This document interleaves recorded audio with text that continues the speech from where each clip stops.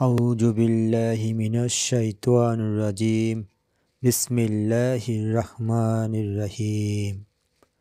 সম্মানিত মুসলিম ভাই ও বোনেরা, আসসালামু আলাইকুম ওয়া বারাকাতুহু।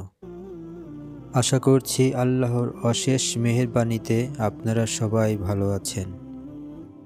আমিও আপনাদের দোয়ায় ও আল্লাহর অশেষ মেহেরবানিতে ভালো আছি। সম্মানিত দ্বীনী মুসলিম ভাই ও বোনেরা, আজকের বিষয়সমূহ হচ্ছে আমরা যাহারা 5 ওয়াক্ত নামাজ সঠিক সময় ও সঠিকভাবে আদায় করি না, মহান আল্লাহ তাআলা আমাদের জন্য কত প্রকার কঠিন শাস্তি নির্ধারণ করিয়া রেখেছেন তা শোনার জন্য দয়া করিয়া আপনাদের মনোযোগ আকর্ষণ করছি। আল্লাহ তাআলা কোরআন শরীফে সূরা মাউনের ভিতরে বলেন, ফাওয়াইলুল লিল মুসাল্লিন আল্লাযীনা হুম আন সালাতিহিম সাহুন আল্লাযীনা হুম ইউরাউন। অর্থাৎ অতএব আক্ষেপ ওই নামাজীর জন্য যাহারা তাহাদের নামাজ হইতে উদাসীন থাকে আর যাহারা লোক দেখানো কাজ করে।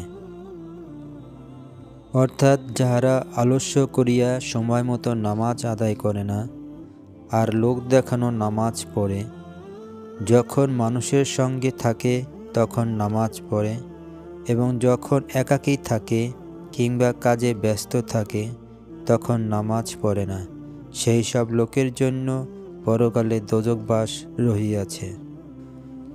হাদিস শরীফে বর্ণিত আছে, হযরত আব্দুল্লাহ ইবনে আব্বাস রাদিয়াল্লাহু আনহু বর্ণনা করিয়াছেন, হযরত রাসূলুল্লাহ সাল্লাল্লাহু আলাইহি সাল্লাম ফরমাইয়াছেন, জাহান্নামের মধ্যে একটি ভীষণ গর্ত রহিয়াছে, উহার নাম ওয়াইল।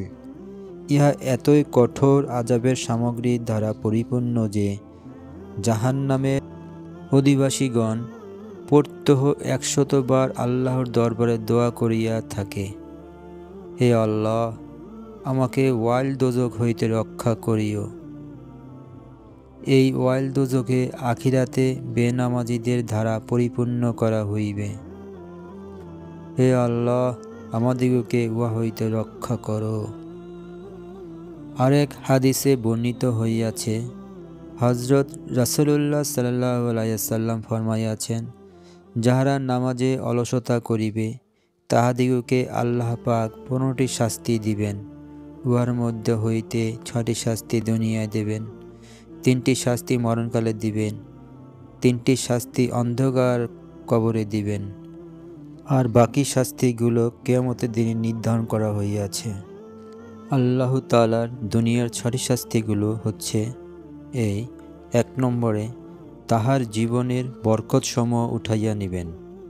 2 নম্বর, আল্লাহ তাআলা তাহার চেহারা হইতে নেক বক্তির নূর বিতাড়িত করিয়া দেবেন। 3 নম্বর, তাহার কৃত নেক কার্যাদির পূর্ণ আমল নামায় লেখা হইবে না। 4 নম্বর, তার প্রার্থনা আল্লাহ তাআলার দরবারে কবুল হইবে না। 5 নম্বর, মানুষ ও ফেরেশতাগণ তাহার প্রতি ঘৃণার দৃষ্টিতে নিক্ষেপ করিবেন। 6 নম্বর, আল্লাহ তাআলার নিয়ামত সমূহ হইতে বঞ্চিত থাকিবেন।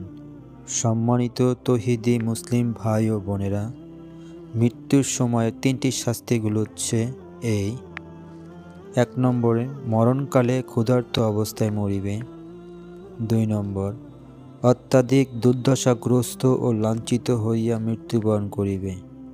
এবং 3 নম্বর, মৃত্যুর সময় তাহার এত অধিক পিপাসা হইবে যে সমগ্র পৃথিবীর সমুদ্র সমূহের পানি পান করিলেও তাহার পিপাসা লাঘব হইবে না।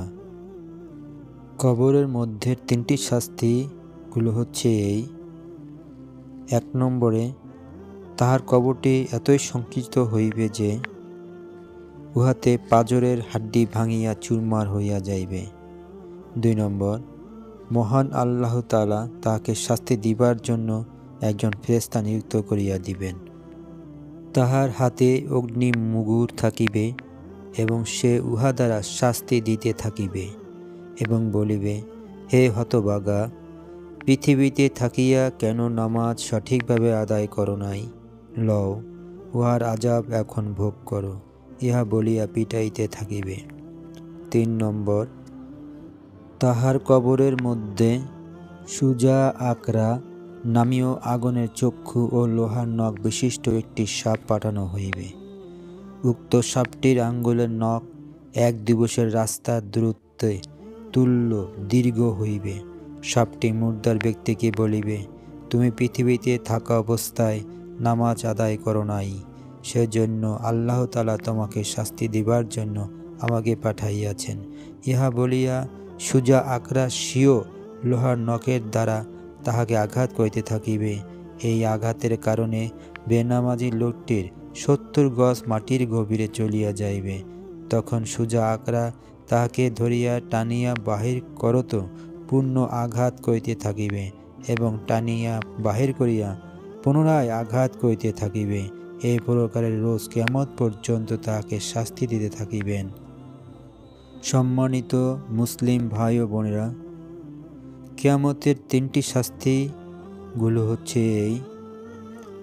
1 নম্বরে, আল্লাহ তাআলা তাহার প্রতি গজবের সহিত দৃষ্টিপাত করিবেন, ইহাতে তাহার শরীরের সমস্ত মাংস ঝরিয়া যাইবে। অন্য এক রেওয়াতে আছে যে একজন ফেরেশতা তাহার পদদ্বয় ঊর্ধ্বমুখী করিয়া মস্তক নিম্নমুখী করত হাসরের ময়দানে নিয়া হাজির করিবেন। 2 নম্বর, আল্লাহ তাআলা তাহার হিসাব অতি কড়াকড়িভাবে লইবেন। 3 নম্বর, শেষ পর্যন্ত তাহাকে জাহান্নামে নিক্ষেপ করা হইবে এবং তথায় সে চিরকাল আযাব ভোগ করিতে থাকিবে। পরিশেষে বলবো, মহান আল্লাহ পাক যেন আমাদের সকলকে 5 ওয়াক্ত নামাজ সঠিকভাবে আদায় করার তৌফিক দান করেন। আমিন। আখির দাওয়ানা আলহামদুলিল্লাহি রাব্বিল আলামিন। আসসালামু আলাইকুম ওয়া রাহমাতুল্লাহি ওয়া বারাকাতুহু।